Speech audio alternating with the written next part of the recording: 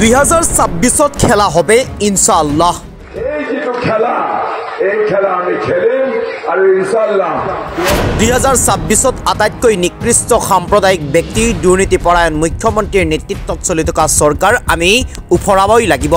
2026 অসমৰ ইতিহাসত আটাইতকৈ বেছি নিকৃষ্ট সাম্প্ৰদায়িক ব্যক্তি আৰু যিজন আটাইতকৈ ভাৰতৰ ভিতৰত দুৰ্নীতিপৰায়ণ মুখ্যমন্ত্ৰী হিচাপে ইতিমধ্যেই গুণনাম অৰ্জিছে। দিছপুৰৰ গাদী আমি দখল কৰিবই লাগিব 2026 আৰু সেয়া আমাৰ প্ৰতিগৰাকী ব্যক্তিৰ দায়িত্ব। এই মন্তব্য নগাঁৱৰ সাংসদ প্ৰদ্যুৎ বৰদলৈ ইতিমধ্যে এখন জনসভাত উপস্থিত হৈ সাধাৰণ ৰাইজক উদ্দেশ্যে মন্তব্য কৰিলে এনেদৰে ক'লে 2026 খেলা হবে ইনশাআল্লাহ। এই যে খেলা এই খেলা আমি খেলিম আৰু ইনশাআল্লাহ। আল্লাহৰ নাম মুখত লৈ এতিয়া প্ৰদ্যুৎ বৰদলৈ আৰম্ভ কৰিছে ৰাজনীতিৰ প্ৰচাৰ কাৰ্যসূচী। তেওঁ প্ৰচাৰ চলাই থকাৰ সময়তেই হিমন্ত বিশ্ব শৰ্মাক এক প্ৰকাৰ আক্ৰমণ কৰিলে ৰাজহুৱাকৈ। ক'লে 2026 আটাইতকৈ নিকৃষ্ট সাম্প্ৰদায়িক ব্যক্তি আৰু দুৰ্নীতিপৰায়ণ মুখ্যমন্ত্ৰীৰ নেতৃত্বত চলি থকা এইখন চৰকাৰ আমি উফৰাই দিবই লাগিব। দিছপুৰৰ গাদী আমি দখল কৰিম 2026 এনেদৰে মন্তব্য কৰিলে নগৰ সাংসদ প্ৰদ্যুৎ বৰদলৈয়ে। সমান্তৰালভাৱে বদৰুদ্দিন আজমল সন্দৰ্ভতো মন্তব্য কৰিলে সাংসদগৰাকীয়ে।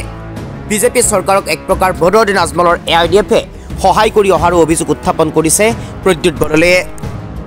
সেইবাবে প্ৰদ্যুৎ বৰদলৈয়ে ক'লে আগতে বদৰুদ্দিন আজমলে বিজেপিৰ বি টিম হিচাপে কাম কৰি গৈছিল।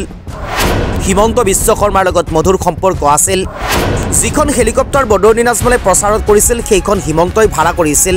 শেহতীয়াকৈ 2024 লোকসভা নিৰ্বাচনত নগাঁৱৰ সাংসদ প্ৰদ্যুৎ বৰদলৈৰ বিৰুদ্ধে AIDFৰ প্ৰাৰ্থী আমিনুল ইছলামক উঠাই দিছিল সাংসদ পদত বদৰুদ্দিন আজমলে। আৰু সেই সময়তে নগাঁৱত প্ৰচাৰ চলাবলৈ যেতিয়া বদৰুদ্দিন আজমল গৈছিল তেতিয়া এখন হেলিকপ্টাৰ ব্যৱহাৰ কৰিছিল আৰু সেই হেলিকপ্টাৰখন মুখ্যমন্ত্ৰী ডক্টৰ হিমন্ত বিশ্ব শৰ্মাই বদৰুদ্দিন আজমলক ভাড়া কৰি দিয়াৰ অভিযোগ উত্থাপন কৰিছে এতিয়া সাংসদ প্ৰদ্যুৎ বৰদলৈয়ে।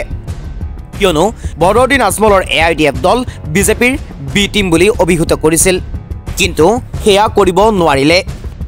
সেই কথাকে যেন উল্লেখ কৰি সাংসদ প্ৰদ্যুৎ বৰদলৈয়ে ক'লে নগাঁৱত ৰাইজে এজন হিন্দু মানুহক ভোট দি জয় কৰি দেখুৱাই দিলে যে তেওঁলোক সাম্প্ৰদায়িক নহয়। মুছলমানসকল যে সাম্প্ৰদায়িক নহয় সেই কথা ইয়াৰ পৰাই স্পষ্ট হৈ পৰিল। এনেদৰে সাংসদ প্ৰদ্যুৎ বৰদলৈয়ে এক প্ৰকাৰ নিৰ্বাচনী প্ৰচাৰ চলোৱা পৰিলক্ষিত হ'ল। 2024-26 খেলা হবে, দারুণ খেলা হবে, আমরা সবাই তৈরি আছি। এই যে খেলা এই খেলা আমি খেলিম আৰু ইনশাআল্লাহ 2026 অসমৰ ইতিহাসত আটাইতকৈ বেছি নিকৃষ্ট সাম্প্ৰদায়িক ব্যক্তি আৰু যিজন আটাইতকৈ ভাৰতৰ ভিতৰত দুৰ্নীতিপৰায়ণ মুখ্যমন্ত্ৰী হিচাপে ইতিমধ্যেই গুণনাম অৰ্জিছে সেই হিমন্ত বিশ্ব শৰ্মাৰ নেতৃত্বাধীন বিজেপি চৰকাৰক উৎখাত কৰি আমি কংগ্ৰেছ নেতৃত্বাধীন এখন চৰকাৰ দিছপুৰৰ গদিত বহুৱাবই লাগিব। আৰু সেইটো আমাৰ প্ৰত্যেকজন নাগৰিকৰ দায়িত্ব হয়। হিমন্ত বিশ্ব শৰ্মাই এইটো পলিটিক্স কৰে। আপোনালোকে জানে যোৱা বছৰ কেইটাত হিমন্ত বিশ্ব শৰ্মাই কংগ্ৰেছৰ ভোট বিভাজন কৰিবৰ কাৰণে AIUDFক খাৰা কৰিছিল। AIUDF আপোনালোকে জানে যে বদৰুদ্দিন আজমল চাহাবে যদিও বাহিৰত দেখুৱাই হিমন্ত বিশ্ব শৰ্মাক মাজে মাজে সমালোচনা কৰিছিলে, যদিও বদৰুদ্দিন চাহাবে আগতে কৈছিলে যে তেওঁ মুছলমানৰ স্বাৰ্থ ৰক্ষা কৰিব, কিন্তু মনে মনে তেওঁ হিমন্ত বিশ্ব শৰ্মাৰ লগত হাত মিলাই বি টিম হিচাপে কাম কৰি গৈছিলে। এই কথা যোৱাবাৰ লোকসভা নিৰ্বাচনতে অসমৰ তামাম মুছলমানসকলে গম পাই গ'ল ভালকৈ। আপোনালোকে জানে যে মোৰ বিৰুদ্ধে AIUDFে লোকসভাৰ সদস্যৰ কাৰণে AIUDFৰ পৰা আমিনুল ইছলাম চাহাবক উঠালে, ধিং সমষ্টিৰ MLA।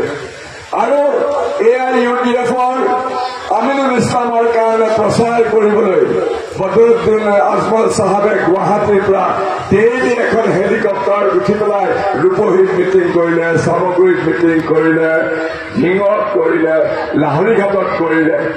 আৰু মিটিং কৰি পেলাই তেওঁ মুছলমানসকলক য'ত একেবাৰে মুছলমান আছে অন্য মানুহ নাই চৰ চাপৰিত গৈ পেলাই তেওঁ কৈছিলে আমিনুল ইছলাম লগত গৈছিলে গৈ পেলাই কি কৈছিলে যে প্ৰদ্যুৎ বৰদলৈতো এটা হিন্দু মানুহ মইতো এটা মুছলমান মানুহ গতিকে মুছলমানক ভোট দিব লাগিব আৰু মিয়াসকলে আমিনুল ইছলাম মিয়া গতিকে মিয়া ভাষাত আমিনুল ইছলামক জিকাই পেলাই মিয়া ভাষাত তেওঁ ভাষণ দিব পাৰ্লিয়ামেণ্টত এইবিলাক মই মিছা কথা কোৱা নাই এনেধৰণে তেওঁ প্ৰচাৰ কৰিছিলে আৰু এই যে বদৰুদ্দিন আজমল যিখন হেলিকপ্টাৰত উঠি নগাঁও লোকসভা সমষ্টিত এই প্ৰচাৰ কৰিবলৈ আহিছিলে আমাৰ হাতত কাগজ আহি পৰিলে সেই হেলিকপ্টাৰখন হিমন্ত বিশ্ব শৰ্মাই টকা দি পেলাই ভাড়া কৰি আমাৰ বদৰুদ্দিন আজমলক দিছিলে বদৰুদ্দিন আজমল চাহাবে এই হিমন্ত বিশ্ব শৰ্মাই ভাড়া কৰি দিয়া হেলিকপ্টাৰ উঠি ইয়াত আহি মুছলমানসকলক কৈছিলে যে এই আমিনুল ইছলাম মুছলমান মানুহ আৰু এই মুছলমান মানুহসকলক সকলো মুছলমান মানুহে ভোট দিব লাগে প্ৰদ্যুৎ বৰদলৈ হিন্দু মানুহজনক ভোট নিদিব আমিনুল ইছলাম এজন মিয়া মানুহ পাৰ্লিয়ামেণ্টত গৈ মিয়া ভাষাত কথা কব প্ৰথম এজন মিয়া সাংসদ পাব এনেধৰণে সাম্প্ৰদায়িক প্ৰচাৰ কৰিছিলে কিন্তু আজি মই সেইকাৰণে কৰিছো যে আমাৰ লোকসভা সমষ্টিৰ তামাম মুছলমানসকলৰ প্ৰতি মোৰ কৃতজ্ঞতাত মোৰ দুখ হৈ পৰে যে আমাৰ মুছলমানসকলে আমিনুল ইছলাম মুছলমানৰ সাম্প্ৰদায়িক ৰাজনীতি কৰা আমিনুল ইছলামক ভোট নিদিলে প্ৰদ্যুৎ বৰদলৈক এজন হিন্দু সমগ্ৰ মুছলমানে ভোট দি দেখুৱাই দিলে যে মুছলমানসকল সাম্প্ৰদায়িক নহয়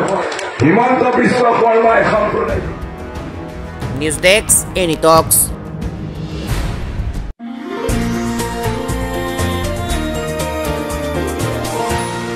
এনি টক্স সতৰ বিপৰীতে ৰাইজৰ স্বাৰ্থত